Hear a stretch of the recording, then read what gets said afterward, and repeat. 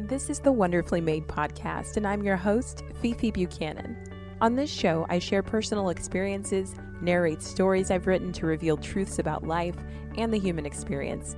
I also share lifestyle improvement tips in bite-sized episodes, so you can listen during your commute, in the office, or in the comfort of your own home. My desire is that every time you listen, you are reminded that you are wonderfully made. This episode will be lessons I learned in April. The first one is to stop blaming yourself for things outside of your control.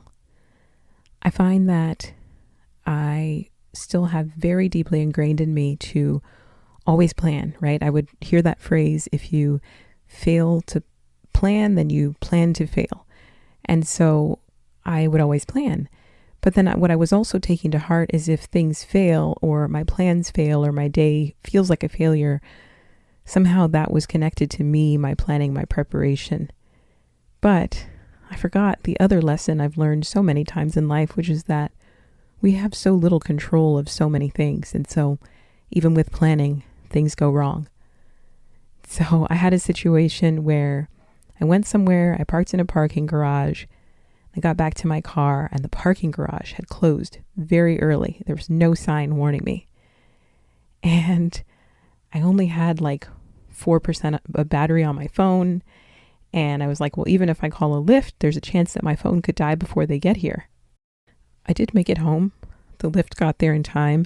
Then I got back in the morning and my car battery was dead. It was just one thing to another. And I'm really proud of myself because I didn't freak out. I was annoyed and kind of like, gosh, I'd love to just go home right now. But instead, I just leapt into action and did what needed to be done to get myself out of the situation safely. There were some takeaways that I learned, but overall, I had to really work hard not to blame myself. I had to speak to myself the way I would speak to a friend or family member if they called me and said, guess what happened? I'm stuck. And if I can give them that compassion and kindness, then I could also give it to myself. So I had to stop this ego thing of thinking that I can just overplan every single day and that because of my beautiful and perfect plans that everything is going to go according to my plans.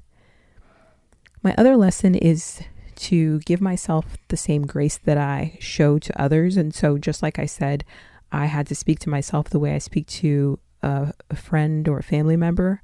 In general, this past month, I learned that I am much quicker to give grace to other people and tell other people it's okay not to be perfect. It's okay to make a mistake. But then I'm looking at myself and saying, but not you though. And really that's ego, because why do I think as a human being that I am like infallible in comparison to anyone else? And so others need grace. I need grace. And the more I give myself grace, the more grace I have to give to others, which is a beautiful thing.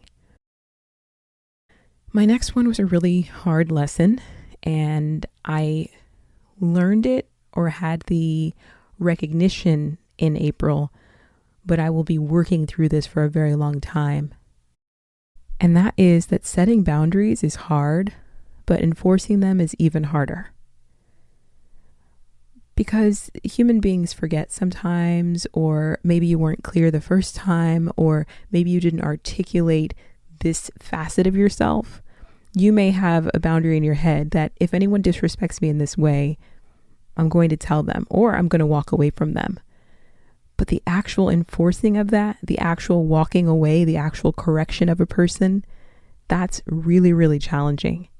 And so as much as I'm able to say, this is my boundary, that is my boundary, it's a whole other thing to put that into action when it actually happens. And it's painful. And sometimes you lose people. Sometimes people walk away or they don't talk to you for a while. And then it's painful because if you backpedal, if you apologize or you go back on your word, you are really disrespecting yourself. In fact, you are abandoning yourself. And so for me, that is something that I am having to work through, and it is not easy. My last lesson for this month has been that some people just do not mean well for you, and you have to guard your heart and what's precious to you. Now, this one is challenging because your discernment, your spirit may be telling you that there's a particular person that may want to sabotage you, is jealous of you, is working against you, but it's someone that you can't get away from. It could be a coworker, it could be a supervisor, it could be a neighbor, it could be a friend, it could be a family member, it could be a partner, colleague. Sometimes it's someone that's not so easy to get away from. So then, knowing what you know, how do you stay in character, still be the good person that you are, but also be wary of the person who may not mean good for you? Well, I try to limit my interactions, but when I do interact, I try to say a little bit less than I would say. I try to make sure I'm mindful of my words, because if that person cannot be trusted, they might be able to use something I say or do against me. I'm not going to be able to be perfect, but I can be awake, conscious, aware, mindful in those moments. It's not to say that everybody in this whole world is against us or that they're nothing but bad people, but I think sometimes when I get so caught up in mindfulness and just hopefulness and faith and just looking at the world from a more positive angle, I sometimes leave out the fact that some people, there's no positive spin that you can put on it. They're just not good, and they're just not good for you. They might be great to others, but not great for you. And so it's very important, even though we talk a lot about openness and transparency and vulnerability, you have to measure that out. And not everybody gets the deepest level of transparency from you, because it could be dangerous to you and dangerous to where you're going. And sometimes, without even doing much, people see something in you. They see your greatness, they see your good character, and it intimidates them. So they lash out. So if you get that feeling, even if you don't exactly have proof, it's important to adjust yourself. You still be the good person you are, still be trustworthy, still be kind, still enjoy the environments that you're in, but you just always stay conscious of who that person is to you. I wanted to share these with you because I'm going into the month of May hopeful, excited. I really feel like May is going to be a month for healing.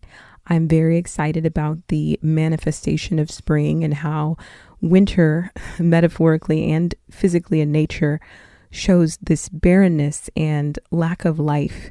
And it's so amazing how so many leaves have fallen from trees, and it looks like no life can come back in such a short time. And now that we're in spring, so much green is coming back, and there's warmth in the air, and there's more sunshine. And I am claiming it as a month of healing. I know that some people have had a tough time in the first part of the year and the end part of last year, and I too have had quite a few struggles.